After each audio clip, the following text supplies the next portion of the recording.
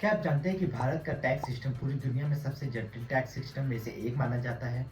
और जब बात होती है टैक्स कलेक्शन की, तो ये आंकड़े सोचने पर मजबूर कर देते हैं। 2024 की पहली छमाही में भारत ने 9.96 ट्रिलियन, लगभग 119 बिलियन डॉलर्स का नेट डायरेक्ट टैक्स कलेक्ट किया था। जी हाँ, ये 16% ज्यादा था पिछले साल की तुलना में, और ये केवल डायरेक्ट टैक्स की बात है।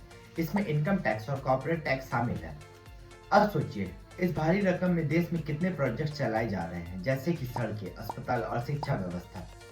अब आइए बात करते हैं जीएसटी की, जो भारत के टैक्स सिस्टम का सबसे महत्वपूर्ण हिस्सा बन चुका है।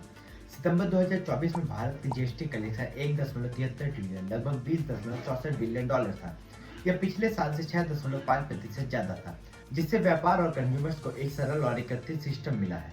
पहले राज्यों में अलग अलग टैक्स रेट्स होते थे, जिससे व्यापारियों को बहुत दिक्कत होती थी। जीएसटी ने इस समस्या को हल किया है। जीएसटी ने इन सभी को एक प्लेटफॉर्म पर लाकर बहुत बड़ा सुधार किया है। इससे सरकार को टैक्स कलेक्शन की प्रक्रिया को ट्रैक करने में भी मदद मिली है, जिससे टैक्स चोरी पर रोक लगाना आसान हुआ है। अगर आप भारत में व्यापार करते हैं तो जीएसटी की कई श्रेणियां और स्लैब्स हैं। जैसे कुछ सामानों पर 5% जीएसटी लगता है, जबकि कुछ महंगे सामानों पर 28% तक टैक्स लिया जाता है।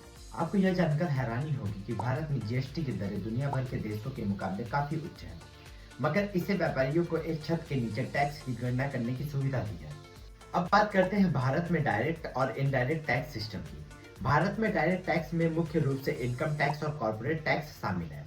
आयकर की दर 30% तक जा सकती है, जबकि कॉर्पोरेट टैक्स की दर 25 से 30% है। भारत में 2024 में बजट में आयकर स्लैब में भी बदलाव किए गए थे। 2024 के बजट में सरकार ने स्टैंडर्ड डिडक्शन को 50,000 से बढ़ाकर 75,000 कर दिया है। इसके अलावा जो लोग नए व्यापार शुरू करना चाहते हैं, उनके लिए टैक्स इंसेंटिव भी बढ़ाए गए हैं, जिससे नई कंपनियों को स्थापित करने में मदद मिल रही है। इससे भारतीय अर्थव्यवस्था को एक बढ़ावा मिलेगा, क्योंकि नए व्यवसायों से रोजगार और उत्पादन बढ़ता है।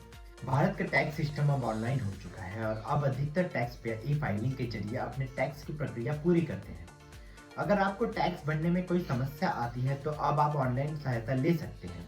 इसके अलावा सरकार ने टैक्स पेयर्स के लिए कई हेल्पलाइन और कस्टमर सपोर्ट सिस्टम भी उपलब्ध कराए हैं।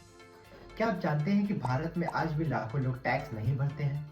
इसका मुख्य कारण है टैक्स का सही तरह से पालन न करना और इसकी जानकारी की कमी। अब भी टैक्स चोरी की समस्या है, लेकिन सरकार इसके खिलाफ लगातार कदम उठा रही है। जैसे कि 2016 में हुई डीमोनेटाइजेशन और 2020 में हुई नोटबंदी के बाद सरकार ने काला धन और टैक्स चोरी पर रोक लगाने के लिए कई कदम उठाए हैं। अब आपको यह जानकर हैरानी होगी कि भारत का टैक्स रेवेन्यू जीडीपी के सिर्फ 9.3% के करीब है। यह संख्या 2024 के सितंबर में सामने आई थी, जबकि इकोनॉमिस्ट का कहना है कि देश को आत्मनिर्भर बनाने के लिए टैक्स रेवेन्यू का प्रतिशत ज्यादा होना चाहिए। इसका मतलब यह है कि भारत में टैक्स कलेक्शन और सुधार की जरूरत है। अब हम समझेंगे भारत के टैक्स सिस्टम के लिए कुछ बेसिक पहलू को। क्या आप तैयार हैं? तो चलिए देखते हैं कि भारत के टैक्स सिस्टम में क्या होता है और हम इसे कैसे समझ सकते हैं।